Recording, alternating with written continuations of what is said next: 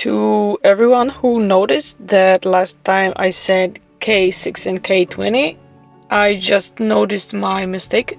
It's because in Polish dice is kostka, so we say K4, K6, K10, K20, and my brain didn't catch it.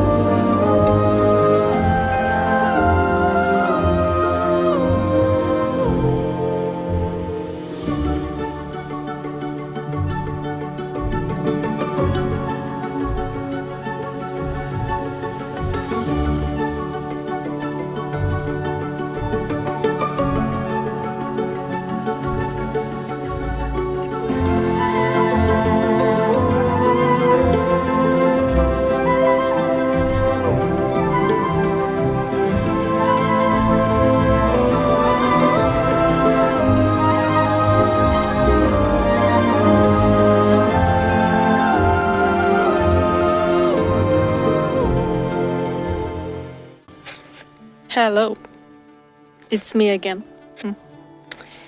As a word of explanation, I would like to say that I'm going to make another dice roller potion because the previous one was a gift for someone, and I would like to have my own dice roller potion. Or is it die roller potion? Because it's one die. I don't know. But I really like potions. Even if this potion is just sitting on the shelf without any particular reason, they are just beautiful and I love them. And my social media are full of videos with people making potions. And people are putting dice in their potions and the dice floats, which bugs me because standard die doesn't float on its own. So I cannot sleep, I cannot eat until I figure out how to make dice float. And I did some digging and I found 2 recipes which contains a very thick sugar syrup or a brine solution. And I made them earlier in my kitchen, and I know that brine solution needs very big amount of salt for a dye to float, and this amount of salt doesn't dissolve completely in water, and if I use smaller amount, the dye just sinks. So I don't want any salt in my potion, so I think that this is not the answer, and I would like to try a very thick sugar syrup, because no matter how much sugar you put in your water, the sugar will dissolve completely and it makes the water very thick. So when you put mica powder in it, it makes very beautiful swirls. Yes. However, I am worried that this sugar mixture might ferment in time, and I would like to keep my potion on my shelf for a very long time. So I will try to add something to preserve it, and we will see if this experiment works. Okay, so let's go. I have a jar that seems perfect for this project. I would also like to use the macrame piece I have left over from a previous project. I will try to link that episode here if you want to see how I made it. I tied a simple knot on this, the kind used in macrame a lot. It involves folding one cord and leaving a small loop at the end, then tightly wrapping other cord around the rest. Finally, you pass a cord through the loop and pull it underneath. This hides the knot, but it needs to be really tight.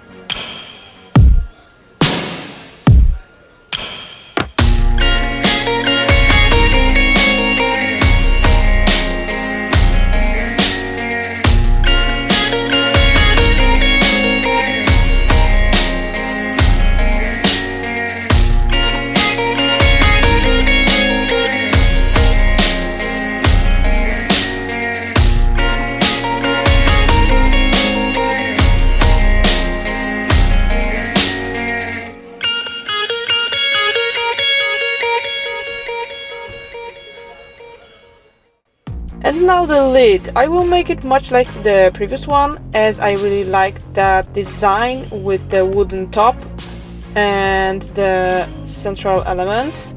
But this time, instead of using glue to mimic wax, I will wrap the lid in cord. I want the potion to look like it was salvaged from a sunken pirate ship, an aesthetic that brings ropes and wood to my mind. So I will use plenty of cord.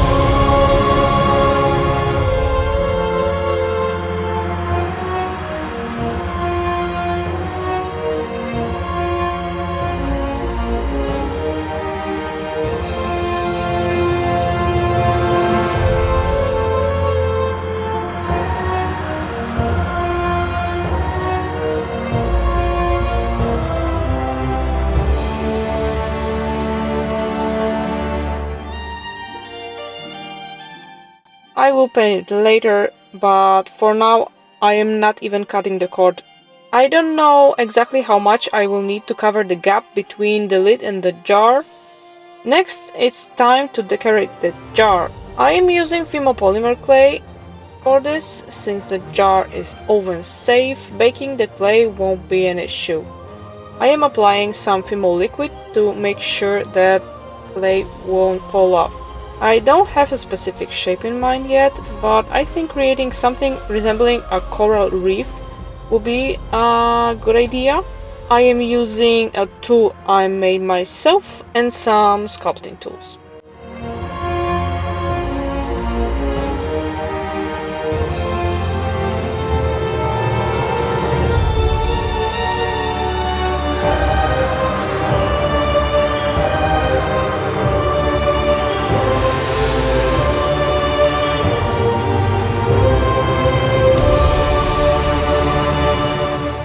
Another element that evokes the pirate and nautical vibe for me are barnacles. They are what will make my potion look like it spent decades resting in a shipwreck at the bottom of the sea. First, I coat the glass with Vimel liquid to ensure nothing falls off, and I am creating this simple shape with polymer clay.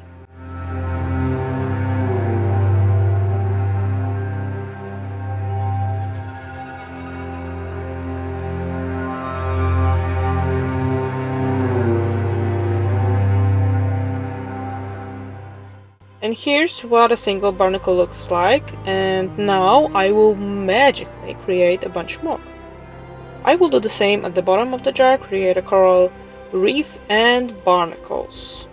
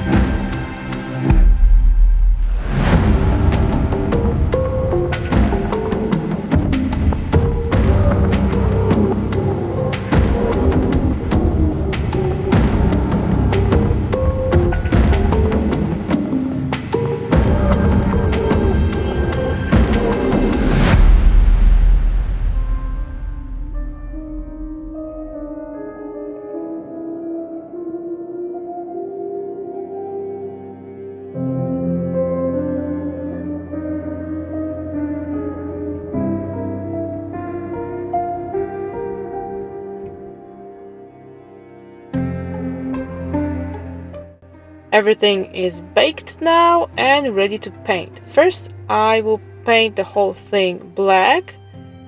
Next, I will apply a gray dry brush finish to the coral and a green one to the barnacles. Once that layer dries, I will add a beige dry brush layer and pink one on the barnacles. But you cannot actually see it because I am a genius who painted without looking at my phone.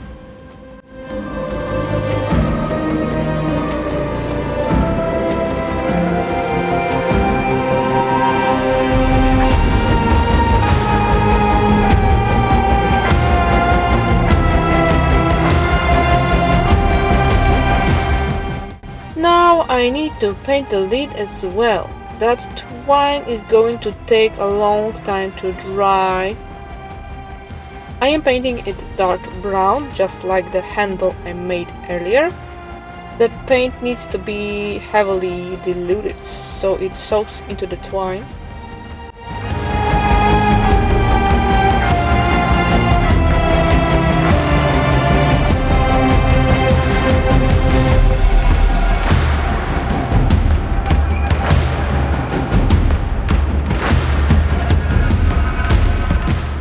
Time to add liquids. I made a syrup in the kitchen earlier. I had to use boiling water for it because sugar dissolves easier in boiling water and there's more sugar than water in there. I've tested that the 20 floats well in it, but then I tried adding a different dyes and I discovered that not all of them floats. I don't like the sugar idea at all, and now I got a bad feeling about this. But I am going to pick the dye that floats. I will pour the syrup into the jar and then add liquid spirit as a preservative. Sugar at that concentration shouldn't ferment on its own, but I'd rather be double sure.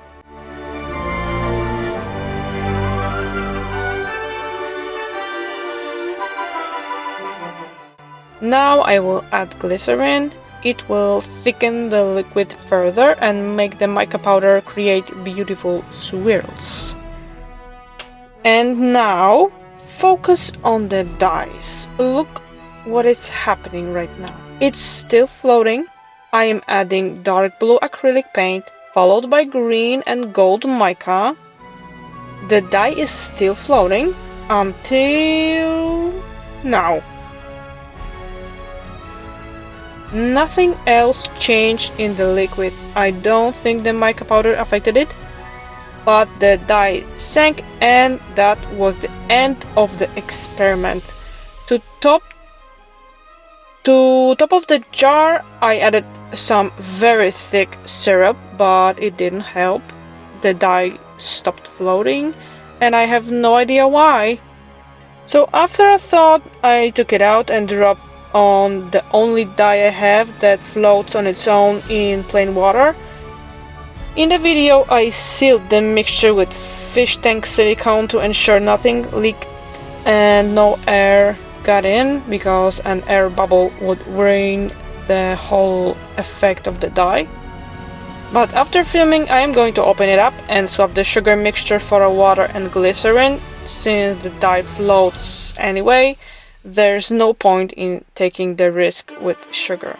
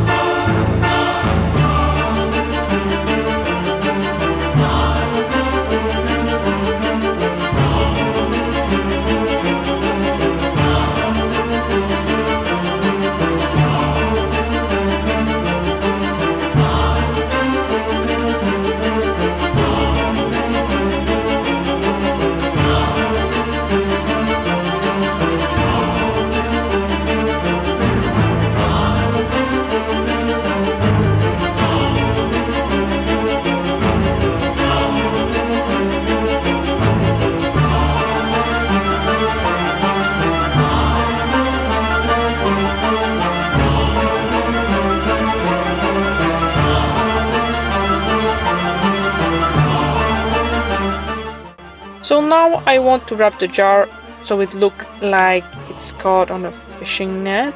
It's actually quite simple. First, I need to tie this around the jar's neck to make sure it holds tightly. I made 2 braids, and you cannot see that part because I did it off camera, of course. But I'm sure you know how to make a simple braid. I checked the fit and then attached 4 longer pieces of twine or cord, 2 on each braid, positioned so they would wrap around the jar once the braids were tied in place. I tied the knots connecting pairs of twine spaced apart from each other. This created 2 rows of knots, and then I will tie everything together at the bottom.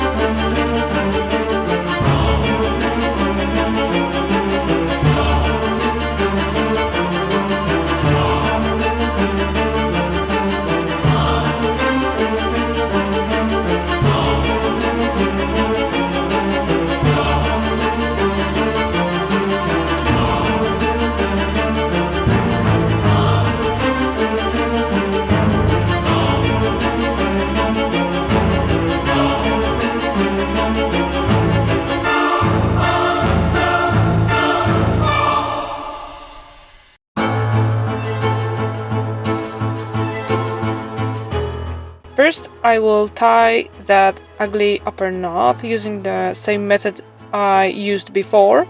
I folded 1 cord and made a loop, wrapped everything tightly, insert the end of the twine into the loop, and pulled it underneath. I did the same thing at the bottom. I actually don't know if this is a twine or a cord. Let me know in the comments which is it. To make the twine cord twine look better, I am untwisting each strand and separating it into individual threads. I will trim them later, and I will finally coat the clay with varnish since I forgot to do that earlier.